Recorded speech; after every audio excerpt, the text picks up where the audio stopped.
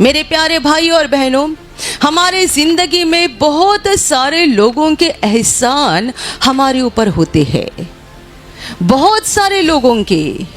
और दुनिया के किसी भी कोने में जाए और लोगों को पूछा जाए कि आपके जीवन के ऊपर सबसे बड़ा एहसान किसका है, तो ज़्यादातर लोग जवाब देते हैं, मेरी माँ का एहसान बड़ा एहसान है। इसलिए थोड़ी सी चोट लगती है तो पहले मुंह से माँ ऐसा ही शब्द निकलता है।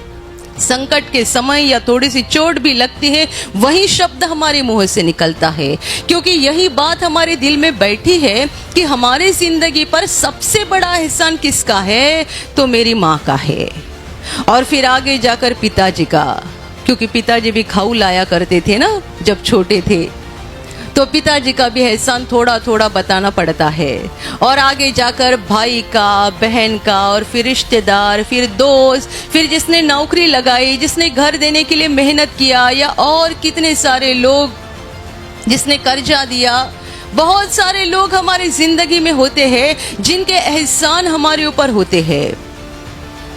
पर यदि कोई मनुष्य को पूछा जाए तुम्हारी जिंदगी पर सबसे बड़ा एहसान किसका है, और यदि वो बोले कि मेरे जिंदगी पर सबसे बड़ा एहसान उस महान परमेश्वर का है,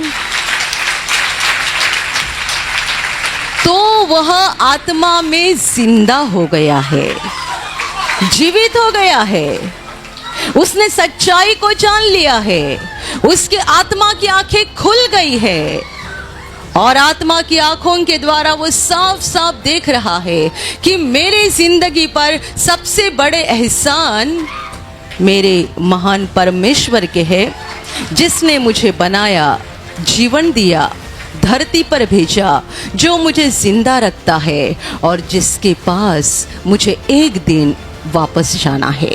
इसका मतलब ये नहीं है कि हमारे माँ का एहसान या पिताजी के एहसान या दूसरे बहुत सारे लोग हमारे आसपास होते हैं जो जिंदगी भर हमारी मदद करते हैं, हमारे लिए कुछ न कुछ किया करते हैं, हम पर प्रेम करते हैं, उनके एहसान होते नहीं।